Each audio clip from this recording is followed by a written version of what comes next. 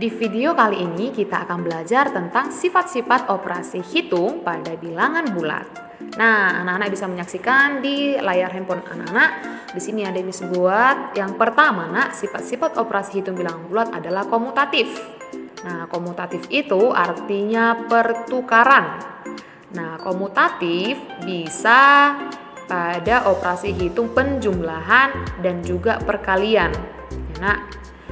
Nah, di sini Miss Kiki tuliskan contohnya yaitu A ditambah B sama dengan B ditambah A.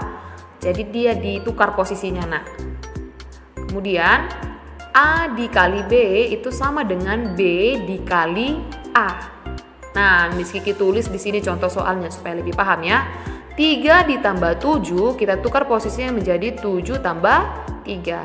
Selanjutnya itu berapa hasilnya, nak? 10. Oke, itu sama hasilnya 3 tambah 7 dengan 7 tambah 3 hasilnya sama-sama 10. Selanjutnya contoh soal kedua, Miss buat di sini contoh soal perkalian. 4 dikali 5 samanya itu hasilnya dengan 5 dikali 4. Kita tukar posisinya. Ya kan? Sama dengan berapa, nak? 20. Ya. Itu dia. Kemudian yang kedua itu ada sifat asosiatif. Sifat asosiatif itu artinya sifat pengelompokan. Nah, sifat asosiatif itu ada di operasi hitung penjumlahan dan juga perkalian, nak. Nah, di sini ada contohnya Miss buat A ditambah B, kita buat di dalam kurung, ditambah C, kita kelompokkan bisa menjadi A ditambah dalam kurung B ditambah C. Nah, ini contoh soalnya Miss buat. 2 ditambah 3 dalam kurung ya, ditambah 5. Ini bisa kita kelompokkan menjadi 2 ditambah dalam kurung 3 tambah 5. Jadi dia angkanya nggak ada yang berubah, hanya saja pengelompokannya aja yang berubah ya, nak. Kalau tadi di awal dalam kurungnya itu 2 tambah 3, sedangkan di baris yang kedua dalam kurungnya 3 ditambah 5, duanya yang keluar. Nah, hasilnya ini sama dengan 10 ya. Kemudian kita masuk dia ke operasi hitung perkalian.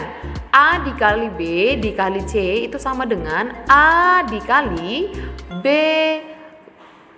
dikali C ya. Atau kalau kita buat contoh soalnya 3 kali 4 dikali 2 itu sama dengan 3 dikali buka kurung 4 dikali 2. Nah, kalau tadi dia yang pertama dalam kurung 3 kali 4 duanya keluar, tetapi ini baris kedua 4 kali 2 itu yang di dalam kurung.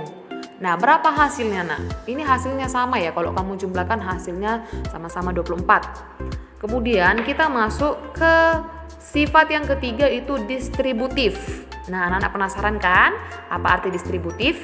Distributif itu adalah penyebaran. Ya, penyebaran. Nah, di sini ada di operasi hitung perkalian terhadap penjumlahan, kemudian yang kedua bisa, nak, perkalian terhadap pengurangan. Disingkat THD itu artinya terhadap ya, nak.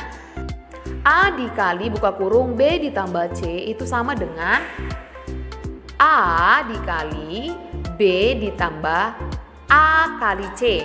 Jadi kita sebarkan mereka, nak. Kemudian di sini ada perkalian terhadap pengurangan.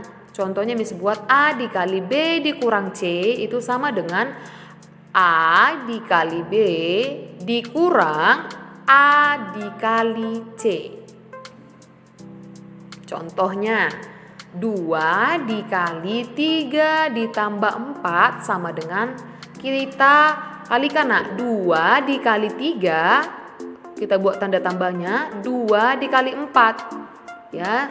Nah, dalam kurung dulu kita kerjakan 3 ditambah 4 7. Kemudian kita kalikan 2 menjadi 14 kan, nak. Nah, di ruas kanan kita sebarkan dia 2 kali 3 6 ditambah 2 kali 4 hasilnya 8.